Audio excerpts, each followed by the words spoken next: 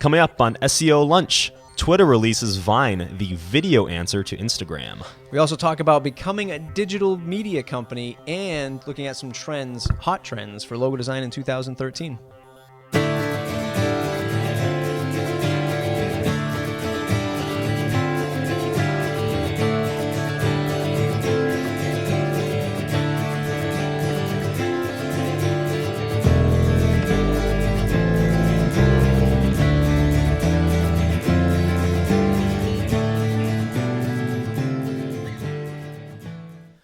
Hello, everyone, and welcome to SEO Lunch, where we take the latest in SEO news, tips, and even some resources and sort of give you a digest of what's happening on a weekly basis from inbound.org. My name is Dan, and I'm joined here by... Matt, as always, pleasure to see you, Dan. Pleasure to see you, Matt.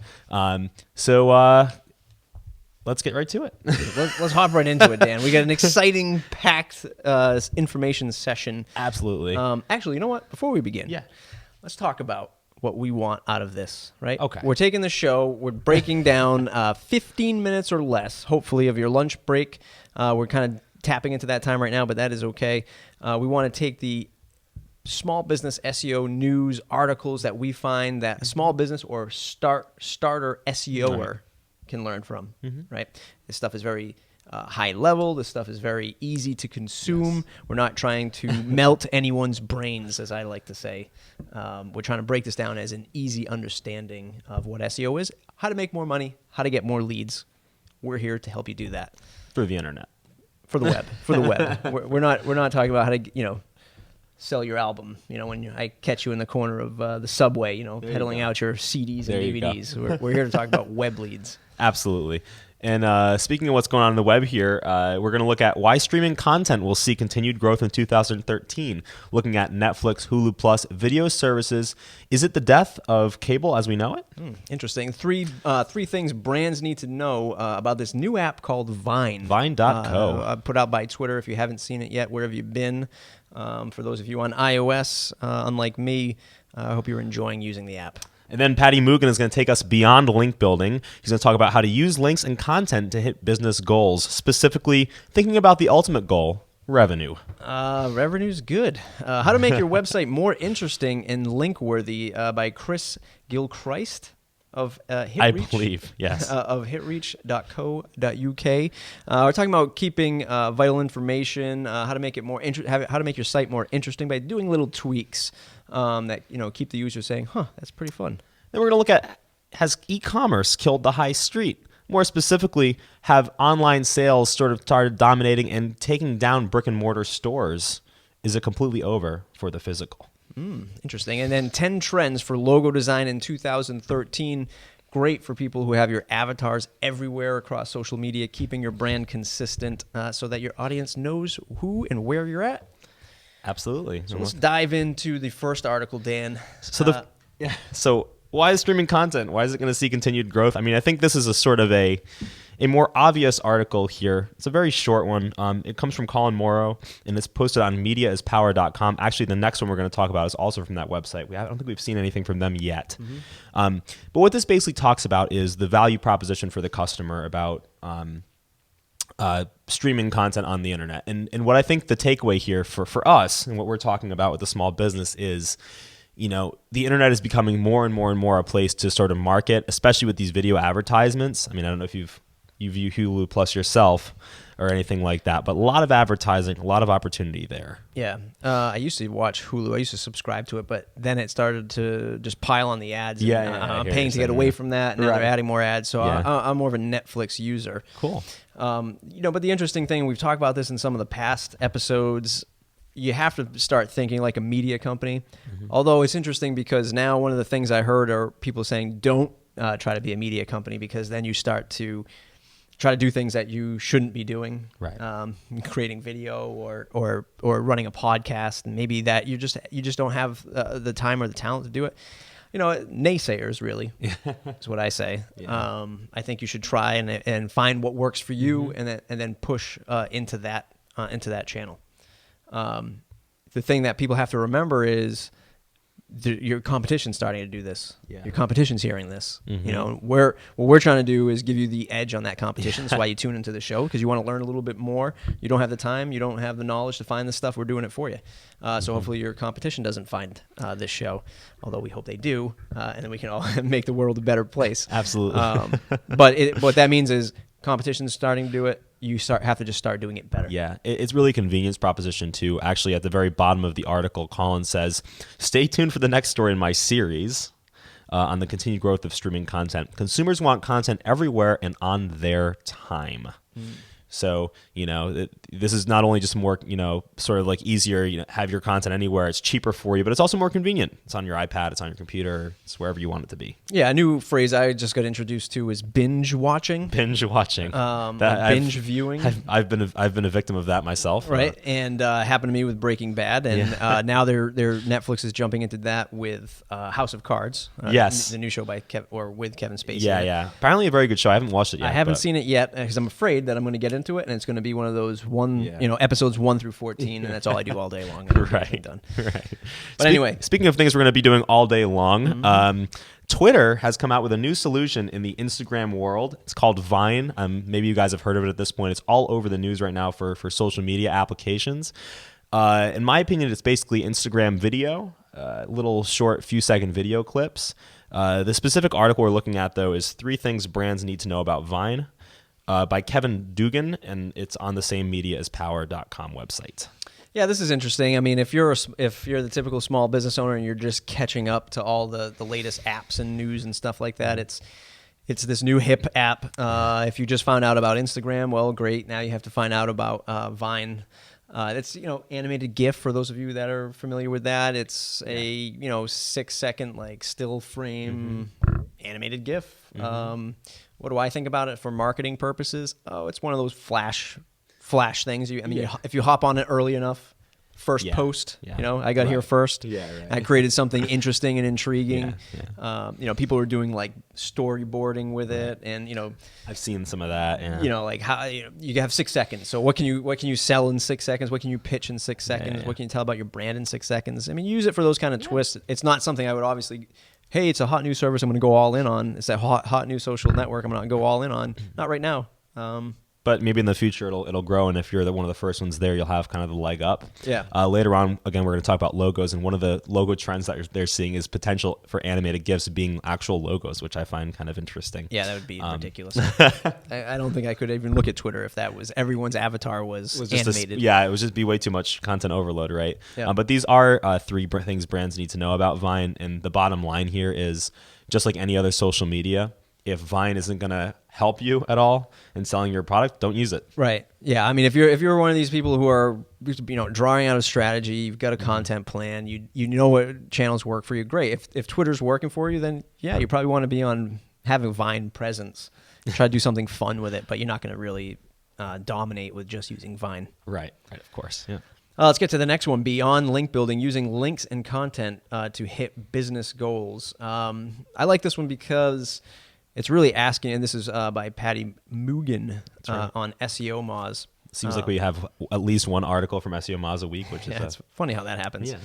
Yeah. Start with the why. I really like this because that's what I like to think about. In every new project or any kind of enterprise you're tackling, you want to have that vision. You want to have those goals as best you possibly can. Right. You'll never get it 100%. No one ever does. But it's good to be thinking ahead of time. Right. And link building is one of those things. Why am I going to spend X amount of hours to get this one tiny little link? Well, maybe that person is, a thought leader in your industry, or it's that kind of human-based selling where you're not just jumping in and say buy, or link.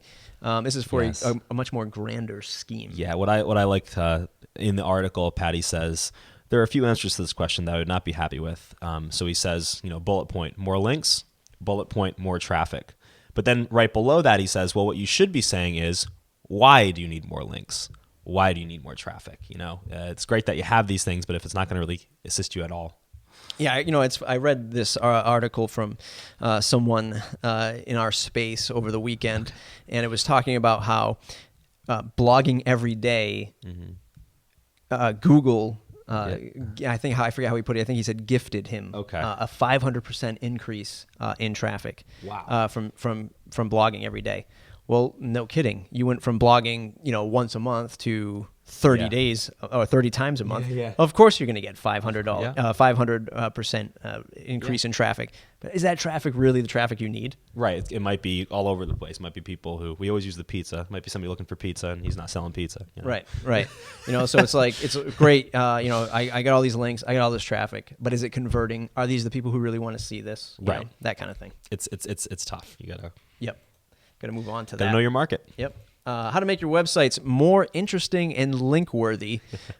Chris Gilchrist. Gilchrist. I believe it's Gilchrist. Of hitreach.co.uk. British. In this article, we're talking about how to do the fun little things that you do with like your team's about page, your 404 page, your different little unique pages throughout your site that make it kind of fun, quirky. And just interesting that, it's back to getting that link. Hey, just this one little nuance, like, hey, a really funny 404 page. Right. There's one with like Lemmings on it on his example here. Right.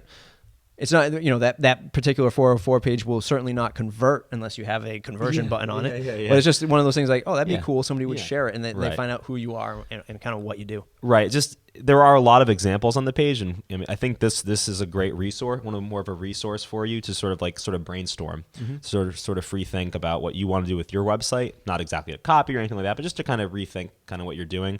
And the ultimate goal, as you mentioned, was just kind of keep it a little spicy, keep it a little interesting for people who are visiting your webpage. Don't make it so dry. You need to include certain information, like an About Me page. Bothers me when I go on a website and there's no About Me page or About Us, or you have no idea what the point of this website is or whatnot. But just be a little more creative about what you're striking. It's definitely a good piece to, like you said, brainstorming. It's a resource. Check it out. See what other people are doing. Can you put this into action in your own site? Right.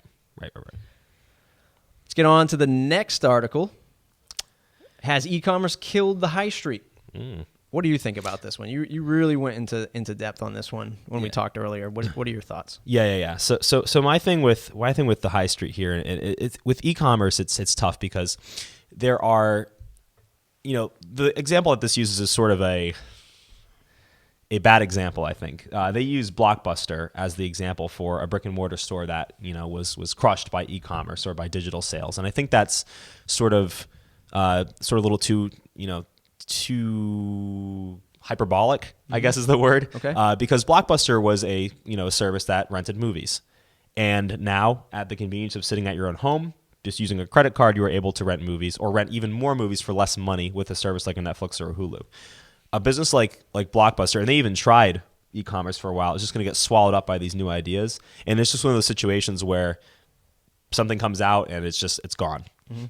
But I think what they don't talk about is the ability for a physical store to sort of enhance the reputation or enhance their business with e-commerce. And I don't know what your thoughts are, but yeah, I mean, when we're consulting with clients, and again, a small business client, go back to the pizza example as always. You look for a different opportunity online than on your brick and mortar. Right. If you're a real estate agent, you might find that you're selling educational tools or using tools to sell educational stuff through your website. How to become an agent, how to take the test, how to get qualified, all that good stuff, how to sell.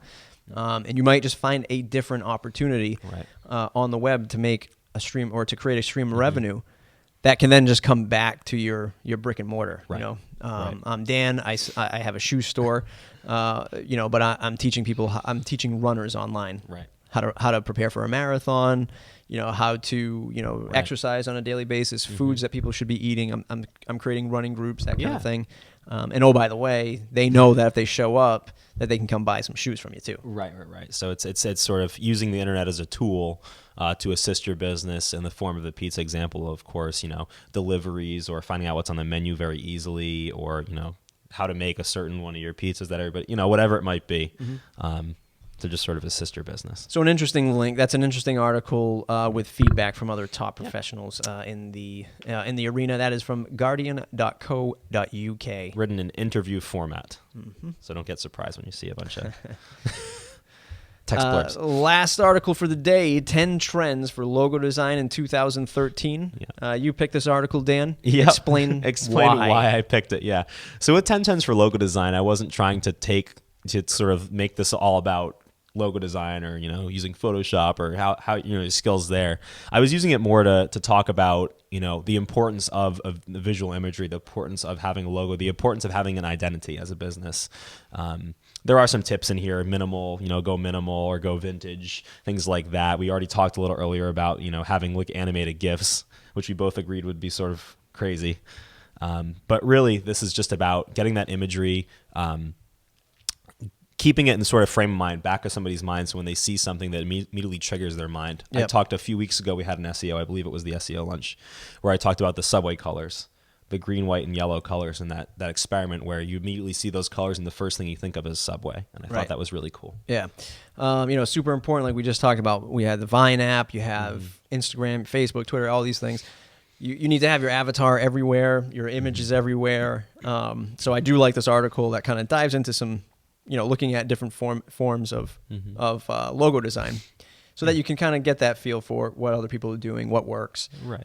Because your brand, you should be thinking about your brand. It should be everywhere. Right. And even if you say, I'm not even on social media, you will be someday. Or you are you're on LinkedIn, or you're on, doing a business-to-business thing, or your business cards, or your letterhead. It's all about branding. All that stuff. It's about being consistent. Yeah. No one puts a lot of, typically what we see as small businesses don't put a lot of effort into this where they really should. Right.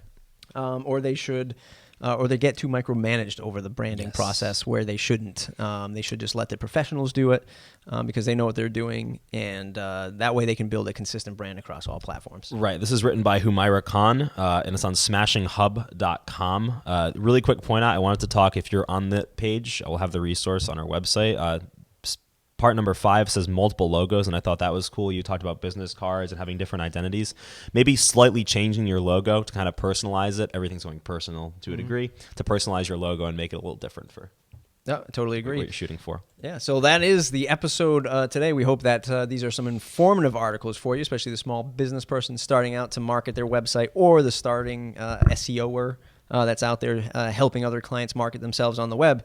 As always, we want you to subscribe to the show in YouTube by hitting the subscribe button. How many people do we want, Dan? 500, if not 5,000. If not 5,000. And if we're at 5,000, we want 50,000. 50,000. So that'd be insane. go to our website, slocumstudio.com/subscribe for the newsletter. What we do in the newsletter every month is we break down at least one or two different educational topics that, like, we might take a look at this logo design and go in depth, go more in depth about what makes a minimalistic logo work. How can you afford one on a small business budget, that kind of thing. We give this insider information that we don't release out here on the internets. So check us out. Go to slocumstudio.com/blog to read all the other awesome stuff that we do about WordPress. Thanks, guys. Thanks a lot.